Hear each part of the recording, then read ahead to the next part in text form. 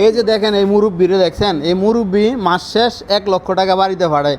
তো আপনারা যে ইয়ং বয়সে আছেন তারা যে টাকা ইনকাম করতে পারেন না, দেখেন এর মুরব্বি। আমরা বাংলাদেশে কিন্তু অনেক মুরব্বি আছে টাকা ইনকাম করতে পারে না, উনি কিন্তু মাশাআল্লাহ আলহামদুলিল্লাহ 1 লক্ষ টাকা প্লাস ইনকাম করে মাসে।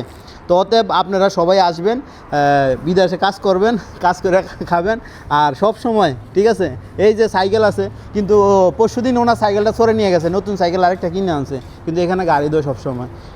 তো রাখি, হ্যাঁ, বা আর মুরব্বী লজ্জা পাইতে আছে, এই জন্য রাখিয়ে দিতেছি। আর এই মুরব্বীর লগে আরও 2 জন আছে, এই আমাদের আব্দুর রব ভাই আর এই মুরব্বী, এই দেখছেন নি এই মুরব্বী আমাদের আব্দুর রব ভাই, ওনার বাড়ি ব্রাউনবাড়িয়া, বুঝছেন। সালাম দেন ভাই, দেখছেন।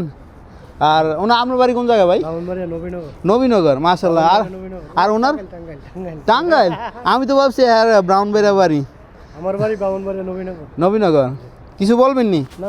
হ্যাঁ, তো উনিও কিছু বলবে না। তো আব্দুর রব ভাই কী অবস্থা আপনার? হ্যাঁ, বলবেন নি ভাই, কিছু বলবেন নি? কথা বলতেছেন নাকি, কিছু বলতেন না? আচ্ছা, উনি মোবাইলে একটু ব্যস্ত আছে। এই যে ভাই দেখছেন, মাসে 1.5 লক্ষ টাকা ইনকাম করে, 1.5 লক্ষ টাকা ইনকাম করে এই কুয়েতে দিনার, ঠিক আছে। সকালে ডিউটি করে হসপিটালে, তো আমি বলবো না কোন হসপিটাল।